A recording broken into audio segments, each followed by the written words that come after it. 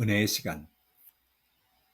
오늘은 마가복음 2장 13절에서 17절의 말씀에 근거해서 모든 것을 아시는 예수님, 이런 제목으로 은혜를 나누겠습니다. 예수님 당시에 이스라엘 사람들 가운데는 엄격한 신분의 구분이 있었습니다. 이스라엘 백성들 가운데에서 가장 무시를 당하고 죄인으로 취급받았던 사람들은 세리와 창기와 같은 사람들이었습니다. 어느 날 예수님께서 길을 가시다가 세리 레위가 세간에 앉아 있는 것을 보시고 그에게 나를 따르라 하시니 세리 레위는 예수님의 부르심에 감격하여 예수님을 따르게 되었습니다. 예수님은 세리 레위의 집에 가셔서 그와 함께 식사를 하셨습니다. 바리새인들과 서기관들은 예수님의 이런 행동이 이해가 되지 않았습니다.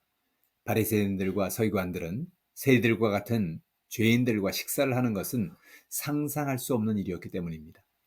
예수님은 왜 죄인이라고 부르는 세리를 제자로 부르신 것일까요? 본문이 오늘 우리에게 주는 교훈이 무엇일까요? 첫째로, 예수님은 우리를 알고 계십니다. 마가복음 2장 14절이 이렇게 말합니다. 또 지나가시다가 알페오의 아들 레위가 세관에 앉아 있는 것을 보시고 그에게 이르시되 나를 따르라 하시니 일어나 따르니라. 예수님이 세리 레위를 찾아오시고 그를 부르신 이유는 세리로 살아가면서 절망하고 살아가던 레위의 아픔을 알고 계셨기 때문입니다. 당시의 세리는 사람들에게 지탄을 받는 직업이었습니다. 사람들은 세리를 죄인으로 불렀고 그런 사람과는 대화를 하려고 하지도 않았습니다. 세리는 유대인들에게 세금을 걷어 로마 정부에 바치며 돈을 벌었습니다. 세리들은 돈은 있는지 모르지만 자신들을 죄인으로 취급하는 자신들의 처지가 절망스러웠을 것입니다. 그런 레위를 예수님이 찾아오셔서 그를 제자로 부르신 것입니다. 예수님은 그의 모든 갈등과 아픔을 알고 계셨습니다. 그리고 그에게 나를 따르라고 말씀하셨습니다. 레위에게 이것은 놀라운 은혜였습니다. 자신과 같은 사람을 구원의 길로 초대해주고 자신과 함께 식사를 하자고 했던 어떤 종교인도 없었기 때문입니다. 바리새인도 서기관도 자신을 보면 그저 무시하고 지나갔을 뿐입니다.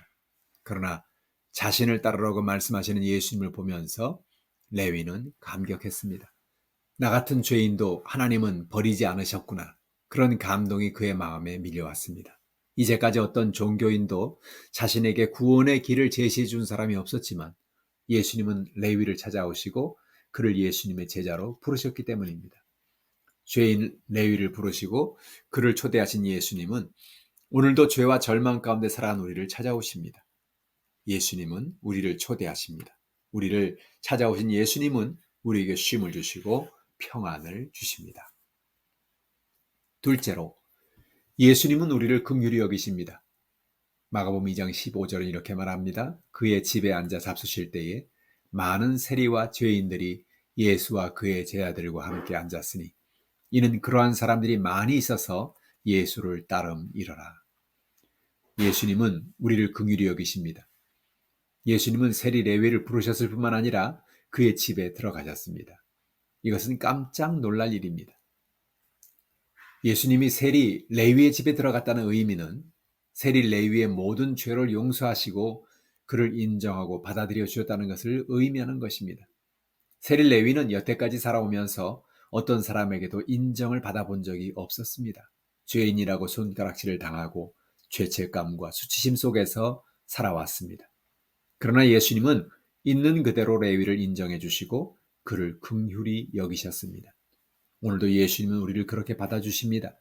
예수님은 우리의 과거를 묻지 않으십니다.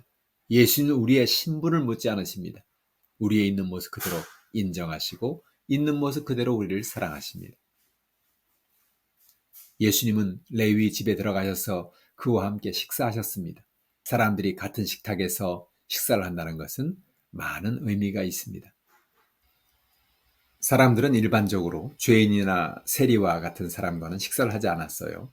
그런데 예수님은 레위와 식사를 하셨습니다. 예수님은 단순히 레위를 부르셨을 뿐만 아니라 레위의 마음을 회복시켜 주기를 원하신 것이지요. 그의 마음속에 깊은 상처와 아픔을 예수님은 보고 계셨습니다. 이제는 레위가 더 이상 사람들에게 따돌림을 당하는 사람이 아니라 그도 하나님이 사랑하시고 품으시는 사람이라는 것을 알게 해주시고 예수님 안에서 새로운 피조물이 되었음을 행동으로 보여주신 것입니다. 너도 괜찮은 사람이다. 너 스스로를 더 이상 죄인이라고 정죄하지 마라. 이렇게 선포하신 것이죠. 어떤 죄인도 하나님께 나오면 그 모든 죄에서 자유로움을 받을 수 있다. 하나님 주시는 놀라운 사랑 안에 거하라. 이런 놀라운 메시지가 레위와 같이 식사하시는 예수님의 식탁에 있었습니다. 오늘 예수님은 우리를 예수님의 식탁으로 초대하십니다. 우리의 과거를 묻지 않으시고 우리 연약함을 붙들어 주기를 원하시는 주님이 우리를 예수님의 식탁으로 초대해 주십니다. 셋째로, 예수님은 우리의 의사가 되십니다. 예수님은 마음이 병들고 육신이 병든 사람을 치유해 주시기 오셨습니다. 예수님은 영혼의 의사가 되시고 육신의 의사가 되십니다. 마가복음 2장 17절은 이렇게 말합니다. 예수께서 들으시고 그들에게 이르시되 건강한 자에게는 의사가 쓸데없고 병든 자에게라야 쓸데있느니라. 나는 의인을 부르러 온 것이 아니요 죄인을 부르러 왔노라 하시니라. 지금도 인생을 살아가면서 사람들은 마음이 병든 채 살아가고 있습니다. 그런 사람들을 위해서 예수님이 오셨어요. 누구든지 어떤 상한 마음이든지 예수님께 나오면 예수님이 치료해 주셨습니다. 예수님은 오늘 우리도 이렇게 살기를 원하십니다. 우리 주변에 마음의 상처로 힘들어하는 사람이 있지 않습니까? 우리 주변에 육신의 질병으로 고통 가운데 있는 사람이 있지 않습니까? 우리 주변에 삶의 곤고함으로 고난 가운데 있는 사람이 있지 않습니까? 그들을 향해서 손을 펴시다. 예수님이 레위를 찾아오신 것처럼 우리 주변에 하나님의 은혜를 모르고 살아가는 사람들에게 다가가서 그들을 품어줍시다. 예수님은 오늘도 우리 연약함을 알고 계십니다. 예수님은 죄인일지라도 예수님께 나오는 모든 사람들을 용서해 주시고 그들에게 기회를 주십니다.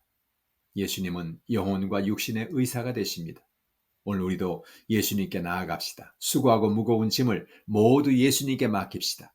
예수님의 부르심에 순종해서 예수님을 따라서 살아갑시다. 기도합시다. 하나님 아버지, 참으로 감사합니다. 예수님 우리의 모든 연약함을 알고 계십니다. 우리를 품어주시고 우리의 죄를 용서해 주시고 우리를 불쌍히 여겨주시니 감사합니다. 오늘도 수고하고 무거운 짐을 지고 나왔습니다. 우리의 모든 병을 짊어지고 나왔습니다. 오늘도 우리를 만나주시고 우리의 병을 치료해 주시고 우리의 문제를 해결하여 주옵소서. 감사드리며 예수님의 이름으로 기도드리옵나이다. 아멘. 할렐루야. 한 주간도 승리하는 여러분 되기를 주님의 이름으로 축원합니다.